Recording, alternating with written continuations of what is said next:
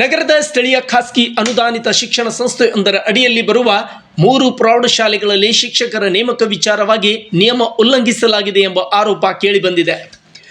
ಈ ಕುರಿತು ನ್ಯಾಯವಾದಿ ವೀರೇಶ್ ಹಿರೇಮಠ್ ಎಂಬುವರು ಆರೋಪ ಮಾಡಿದ್ದು, ಈ ಅಕ್ರಮ ಎಸಗಲು ವಿಜಯಪುರ ಡಿಡಿಪಿಐ ಮತ್ತು ಸಿಬ್ಬಂದಿ ಅವಿನಾಶ್ ಇವರಿಬ್ಬರು ಕಾನೂನು ಬಾಹಿರವಾಗಿ ಮುದ್ದೇಬಿಹಾಳ್ ಬಿಒ ಮೇಲೆ ಒತ್ತಡ ಹೇರಿದ್ದಾರೆ ಎಂದು ಅವರು ಆರೋಪಿಸಿದ್ದಾರೆ. ಈ ಕುರಿತು ಸ್ವತಃ ಬಿಒ ಅವರು ಕಾನೂನು ಬಾಹಿರವಾಗಿ ನನ್ನನ್ನು ನಡೆದುಕೊಳ್ಳಲು ಡಿಡಿಪಿಐ NH ನಾಗೂರ್ ಮತ್ತು ಸಿಬ್ಬಂದಿ ಅವಿನಾಶ್ ಒತ್ತಡ ಹೇರಿದ್ದಾಗಿ ಬಿಒ ಅವರು ದೂರವಾಣಿಯಲ್ಲಿ ನ್ಯಾಯವಾದಿ ಹಿರೇಮಠರೊಂದಿಗೆ ಮಾತನಾಡಿರುವ ಆಡಿಯೋವನ್ನು ವೀರೇಶ್ ಅವರು ಮಾಧ್ಯಮರ ಮುಂದೆ ರಿಲೀಸ್ ಮಾಡಿದ್ದಾರೆ.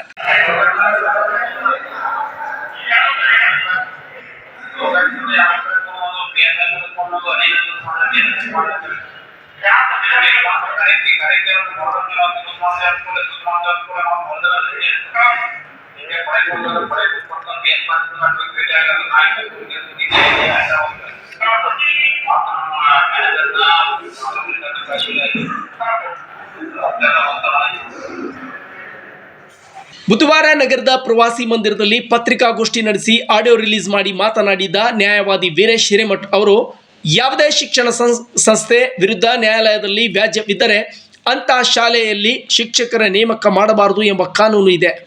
ಆದರೆ ಇಲ್ಲಿ ಶಾಲಾ ಆಡಳಿತ ಮಂಡಳಿ ಸರ್ಕಾರಕ್ಕೆ ತಪ್ಪು ಮಾಹಿತಿ ನೀಡಿ ಸರ್ಕಾರದ ಷರತ್ತುಗಳನ್ನು ಗಾಳಿಗೆ ತೂರಿ ಕಾನೂನು ಬಾಹಿರವಾಗಿ ಶಿಕ್ಷಕರನ್ನು ನೇಮಕ ಮಾಡಿಕೊಳ್ಳಲು ಹೊರಟಿದೆ ಎಂದು ನ್ಯಾಯವಾದಿ ವೀರೇಶ್ ಹಿರೇಮಠ್ ಅವರು ಆರೋಪಿಸಿದ್ದಾರೆ. ಉದ್ಯೋಗ ಕ್ಷೇತ್ರ ಶಿಕ್ಷಣಾಧಿಕಾರಿಗಳ ಮೇಲೆ ಕಾನೂನು ಬಾಹಿರವಾಗಿ ಒತ್ತಡ ಹೇರಿದ ಉಪನಿರ್ದೇಶಕರು ಶಾಲಾ ಶಿಕ್ಷಣ ಇಲಾಖೆ NH ನಾಗೂರ್ ಹಾಗೂ ಸಿಬ್ಬಂದಿ ಅವಿನಾಶ್ ಮತ್ತು ಇದರೊಳಗ ಲೋಕಾಯುಕ್ತ PSI ಅಂತ ಹೇಳಿ ಬಿಒರನ್ನು ಹೇಳಿದ್ದಾರೆ. ಅದರ ಪ್ರಕಾರ ಅವರನ್ನು ಅಮಾನತುಗೊಳಿಸಾಕ ನಾನು ಪತ್ರಿಕಾ ಮೂಲಕ ನಾನು ಆಗ್ರಹ ಪಡಿಸ್ತಾ ಇದ್ದೀನಿ. ಸರ್ಕಾರದ ಆದೇಶ ಸಂಖ್ಯೆ ED 77 SEP 2007 ಸುತ್ತೋಲೆ ಅನುಬಂಧ 2 ಚೆಕ್ಲಿಸ್ಟ್ ನಂಬರ್ 12ನೇ ಷರತ್ತು ಪ್ರಕಾರ ಆಡಳಿತ ಮಂಡಳಿಯ ಮಾಲೀಕತ್ವದ ಬಗ್ಗೆ ಯಾವುದೇ ರೀತಿಯ ವ್ಯಾಜ್ಯ ಇರತಕ್ಕದ್ದಲ್ಲ. ಒಂದು ವೇಳೆ ಅಂತಹ ವ್ಯಾಜ್ಯ ಇದ್ದರೆ ಅಂತಹ ಸಂಸ್ಥೆಗಳು ಈ ಆದೇಶದಡಿ ನೇಮಕಾತಿಗಳನ್ನು ಅನುದಾನ ಸಹಿತ ಅನುಮೋದನೆಗೆ ಅರ್ಹತೆ ಪಡೆಯುವುದಿಲ್ಲ ಎಂದು ಷರತ್ತು ಇದೆ. ಆದರೆ ಈ ಸಂಸ್ಥೆ ವಿರುದ್ಧ ಈಗಾಗಲೇ ನ್ಯಾಯಾಲಯದಲ್ಲಿ ಶಾಲಾ ಆಡಳಿತ ಮಂಡಳಿ ವಿರುದ್ಧ ಜೊತೆಗೆ ಶಾಲಾ ಜಮೀನು ವಿಚಾರವಾಗಿ ಕೋರ್ಟ್ನಲ್ಲಿ ಮೊಕದ್ದಮೆಗಳು ನಡೆಯುತ್ತಿವೆ. ಖುದ್ದು ನಾನೇ ಕೇಸ್ ದಾಖಲಿಸಿದ್ದು ಅದು ಇನ್ನೂ ಇತ್ಯರ್ಥವಾಗಿಲ್ಲ. ಹೀಗಿರುವಾಗ ಸರ್ಕಾರ ಹೇಗೆ ಶಿಕ್ಷಕರ ನೇಮಕಾತಿಗೆ ಅವಕಾಶ ನೀಡುತ್ತದೆ ಎಂದು ಅವರು ಪ್ರಶ್ನಿಸುತ್ತಿದ್ದಾರೆ. 14/7/2023 ಧಾರವಾಡದ ಕಮಿಷನರ್ ಅವರು ಒಂದು ಆದೇಶ ಹೊರಡಿಸಿದ್ದಾರೆ. ಈ ರೀತಿ ನೀವು ಪ್ರಸ್ತಾವನೆ ಸಲ್ಲಿಸಿದ್ರಿ, ಆ ಪ್ರಸ್ತಾವನೆ ಪ್ರಕಾರ ನಾವು ನಿಮ್ಮ ಶಾಲೆ ನೀವು ಯಾವ ಯಾವ ತರಗತಿಗಳಿಗೆ ಸಂಬಂಧಪಟ್ಟ ಶಿಕ್ಷಕರ ನೇಮಕಾತಿಗೆ ನೀವು ಕೇಳಿದಿರಿ, ಅದನ್ನ ನಾವು ನಿಮ್ಗೆ ಆದೇಶ ಹೊರಡಿಸಿದ್ವಿ ಅಂತೇಳಿ. ಆ ಆದೇಶ ಪತ್ರದಲ್ಲಿ ಏನಿದೆ ಅಂದ್ರೆ ಅಲ್ಲೂ ಸಹ ಒಂದು ಕಂಡೀಷನ್ ಇದೆ ಸರ್. ಏನಂತ ಹೇಳಿ, ಆ ಕಂಡೀಷನ್ ಅಲ್ಲಿ 24ನೇ ಕಂಡೀಷನ್ ಸರ್, ಆಡಳಿತ ಮಂಡಳಿಯ ಮಾಲೀಕತ್ವದ ಬಗ್ಗೆ ಯಾವುದೇ ರೀತಿಯ ವ್ಯಾಜ್ಯ ಇರತಕ್ಕದ್ದಲ್ಲ. ಒಂದು ವೇಳೆ ವ್ಯಾಜ್ಯ ಇದ್ದಲ್ಲಿ ಅಂತ ಸಂಸ್ಥೆಗಳು ಆದೇಶದ ಅಡಿ ನೇಮಕಾತಿಗಳಿಗೆ ಅನುದಾನ ರಹಿತ ಅನುಮೋದನೆಗೆ ಅರ್ಹತೆ ಪಡೆಯುವುದಿಲ್ಲ. ಆಮೇಲೆ ನೆಕ್ಸ್ಟ್ ಕಂಡೀಷನ್ ಸರ್ 25, ಪ್ರಸ್ತಾವನೆಗೆ ಸಲ್ಲಿಸಿದ ಯಾವುದೇ ಮಾಹಿತಿಗಳು ಸುಳ್ಳು ಎಂದುಕೊಂಡು ಬಂದಲ್ಲಿ ಸೂಕ್ತ ಮಾರ್ಪಾಡು ಮಾಡುವ ಅಧಿಕಾರವು ಇಲಾಖೆ ಹೊಂದಿರುತ್ತದೆ. ಈ ಕಂಡೀಷನ್ ಪ್ರಕಾರ ನಾನು ಧಾರವಾಡ ಆಯುಕ್ತರಿಗೆ ಮತ್ತು ಉಪನಿರ್ದೇಶಕರಿಗೆ ಒಂದು ಕಂಪ್ಲೇಂಟ್ ಕೊಟ್ಟಿದ್ದೆ. ನಾನು ಆ ಕಂಪ್ಲೇಂಟ್ ಕೊಟ್ಟಾಗ ಏನಾಗಿದೆ ಅಂದ್ರೆ, ಈ ಒಂದು ವರ್ಷ ಮೇಲ್ಪಟ್ಟು ಈ ಸಂಸ್ಥೆಯಲ್ಲಿ ಕಾಲ್ಫಾರ್ಮ್ ಆದಂತ ಎಲ್ಲಾ ಶಿಕ್ಷಕರ ಹುದ್ದೆಗಳನ್ನ ಸ್ಟಾಪ್ ಮಾಡಿದೆ. ಇನ್ನು ಶಿಕ್ಷಕರ ಹುದ್ದೆಗಳನ್ನು ಭರ್ತಿ ಮಾಡಿಕೊಳ್ಳಲು ಧಾರವಾಡದ ಅಪ್ಪರ್ ಆಯುಕ್ತರಿಂದ ಶಾಲಾ ಆಡಳಿತ ಮಂಡಳಿ ಆದೇಶದ ಅನುಮತಿಯನ್ನು ಪಡೆದಿರುತ್ತಾರೆ. ಇದಕ್ಕೂ ಮುನ್ನ ಸಂಸ್ಥೆಯ ಮಾಲೀಕತ್ವದ ಬಗ್ಗೆ ನ್ಯಾಯಾಲಯದಲ್ಲಿ ವ್ಯಾಜ್ಯ ಇಲ್ಲದಿರುವ ಬಗ್ಗೆ ಚೆಕ್ ಲಿಸ್ಟ್ ಅನ್ನು ಸಲ್ಲಿಸಬೇಕೆಂದು ಧಾರವಾಡ ಅಪ್ಪರ್ ಆಯುಕ್ತರು ಶಾಲಾ ಆಡಳಿತ ಮಂಡಳಿಗೆ ಕೋರಿರುತ್ತಾರೆ. ಆಗ ಶಾಲಾ ಆಡಳಿತ ಮಂಡಳಿಯ ಗೌರವ ಕಾರ್ಯದರ್ಶಿಯಾಗಿದ್ದ ಸಂಸ್ಥೆಯ ಬಗ್ಗೆ ಕೋರ್ಟ್ನಲ್ಲಿ ಯಾವುದೇ ಮೊಕದ್ದಮೆ ಇಲ್ಲದಿರುವ ಬಗ್ಗೆ ಪ್ರಮಾಣ ಪತ್ರ ಸಲ್ಲಿಸಿರುತ್ತಾರೆ. ಇದನ್ನು ಪ್ರಶ್ನಿಸಿ ನಾನು ಶಿಕ್ಷಕರ ನೇಮಕಾತಿಯನ್ನು ತಡೆ ಹಿಡಿಯುವಂತೆ ಧಾರವಾಡ ಅಪ್ಪರ್ ಆಯುಕ್ತರಿಗೆ ದೂರು ನೀಡಿದ್ದು, ಆ ದೂರಿನ ಅನ್ವಯ ಈಗ ಶಿಕ್ಷಕರ ನೇಮಕಾತಿಯನ್ನು ತಡೆ ಹಿಡಿಯಲಾಗಿದೆ. ಸಂಜೆ 5:30 ಕೊಡಬೇಕು ಒತ್ತಾಯ ಹೇಳ್ತಾ ಇದ್ದಾರೆ. ಅದಕ್ಕೋಸ್ಕರ ನಾನು ಅವ್ರಿಗೆ ಲೆಟರ್ ಕೊಟ್ಟಿದ್ದೀನಿ ಅಂತ ನಾನು ಮುಂದೆ ಹೇಳಿದ್ದಾರೆ ಸರ್. ಮುಂದೆ ವಿಜಯಪುರಕ್ಕೆ ಮೀಟಿಂಗ್ ಆದ್ರೆ ಬೇರೆ ಯಾವುದೋ ವಿಷಯಕ್ಕೆ ಹೋಗಿಸಿದಾಗ ಇದೇ ಶಾಲೆ ಬಗ್ಗೆನೇ ಕೇಳೋದು, ನಾವು ರೆಡಿ ಮಾಡಿ ಸಹಿ ಮಾಡಿರೋದು. ಅವ್ರು ಒತ್ತಡ ಕಂಟಿನ್ಯೂ ಆಗಿ ಒಂದು 15 ದಿವಸದಿಂದ ಒತ್ತಡ ಹೇಳಿದ್ದಾರೆ. ಆ ಒತ್ತಡದಿಂದ ಅವ್ರು ಬೇಜಾರು ಮಾಡಿಕೊಂಡು ನನಗೆ ಸಾಕಾಗಿದೆ ಸರ್ ಅಂತೇಳಿ ನನ್ನ ಹತ್ರ ಆಲ್ರೆಡಿ ಹೇಳಿದ್ರು ಸರ್. ಆದರೆ ಅದಕ್ಕೆ ನನಗೆ ಸಂಬಂಧಪಟ್ಟ ಪ್ರೂಫ್ ಯಾವುದೂ ಇದ್ದಿದ್ದಿಲ್ಲ. ನಿನ್ನೆ ನನ್ನ ಹತ್ರ ಅವ್ರು ಮಾತಾಡಿದಂಥ ಆಡಿಯೋ ಪ್ರೂಫ್ ಇದೆ, ಅದನ್ನು ನಾನು ನಿಮ್ಗೆ ಕೊಡ್ತಿದ್ದೀನಿ. ಹೀಗೆ ಸಮಯ ಕಂಟಿನ್ಯೂ ಇದೆ ಸರ್. ಇದು 11 ನಿಮಿಷದ ವಿಡಿಯೋ ಆಡಿಯೋ ಇದೆ, ಅದರ ಎಲ್ಲ ಸಂಪೂರ್ಣ ಮಾಹಿತಿ ಇದರೊಳಗೆ ಇದೆ.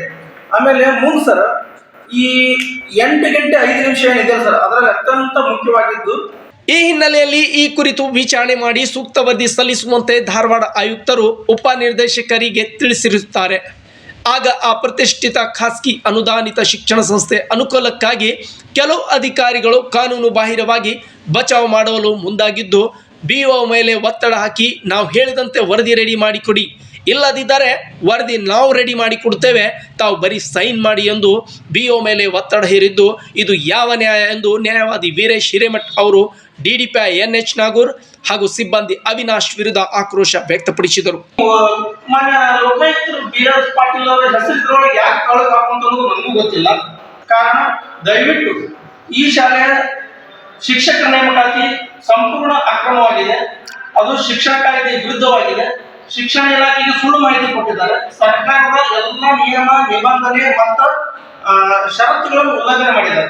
ವೀರಶೈವ ವಿದ್ಯಾರ್ಥಿ ಸಂಘದ ಆಡಳಿತ ಮಂಡಳಿಯವರು ಅವ್ರ ಪರವಾಗಿ BO ಅವರು ಇದನ್ನ ಸರಿಯಾದ ಮಾಹಿತಿ ಕೊಟ್ಟು ಸತ್ಯ DDPI ಅವ್ರನ್ನ ಹಿಂಗ್ ಕೊಡ್ಬೇಡ ಹಿಂಗ್ ಕೊಡು ಅಂತ ಹೇಳಿ NH ನಾಗೂರ್ ಅವರು ಇದರೊಳಗ ಸಂಪೂರ್ಣ ಹಣ ತಗೊಂಡಿದ್ದಾರೆ.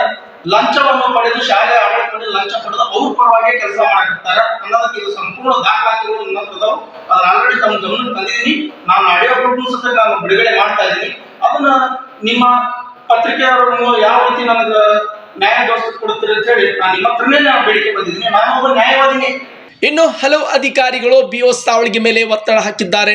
ಒಬ್ಬ ನಿಷ್ಠಾವಂತ ಅಧಿಕಾರಿ ಕಾನೂನು ರೀತಿಯಲ್ಲಿ ವರದಿ ಸಲ್ಲಿಸುತ್ತಿದ್ದು, ಅವರಿಗೆ ಕಾನೂನು ಬಾಹಿರವಾಗಿ ನಡೆದುಕೊಳ್ಳಲು ಒತ್ತಡ ಹೇರುತ್ತಿರುವ ಈ ಅಧಿಕಾರಿಗಳಿಗೆ ತಕ್ಕ ಶಿಕ್ಷೆ ಆಗಬೇಕೆಂದು ಅವರು ಆಗ್ರಹಿಸಿದ್ದಾರೆ. ಈ ಕುರಿತು ಮಾಧ್ಯಮರ ಮುಂದೆ 11 ನಿಮಿಷ 17 ಸೆಕೆಂಡ್ ಕಾಲಾವಧಿಯ ಇಬ್ಬರ ನಡುವಿನ ಸಂಭಾಷಣೆ ಆಡಿಯೋವನ್ನು ಮಾಧ್ಯಮದವರಿಗೆ ಬಹಿರಂಗವಾಗಿ ಕೇಳಿಸಿದ್ದ ನ್ಯಾಯವಾದಿ ವೀರೇಶ್ ಹಿರೇಮಠ್ ಅವರು DDPI ಮೂಲಕ ತಮ್ಮನ್ನು ರಕ್ಷಣೆ ಮಾಡಿಕೊಳ್ಳಲು ಹೊರಟಿರುವ ಆ ಶಿಕ್ಷಣ ಸಂಸ್ಥೆ ವಿರುದ್ಧ ಕಾನೂನು ಹೋರಾಟ ನಡೆಸುವೆ, ಜೊತೆಗೆ ಈ ಪ್ರಕರಣದಲ್ಲಿ ಒತ್ತಡ ತಂತ್ರಗಾರಿಕೆಗೆ ನಡೆಸುತ್ತಿರುವ DDPI ಹಾಗೂ ಇತರ ಅಧಿಕಾರಿಗಳನ್ನು ಅಮಾನತುಗೊಳಿಸಬೇಕೆಂದು ಆಗ್ರಹಿಸುವೆ ಎಂದಿದ್ದಾರೆ. Suraj Risaldar, news desk, Tsunami TV, Moti ಬಿಹಾಳ್.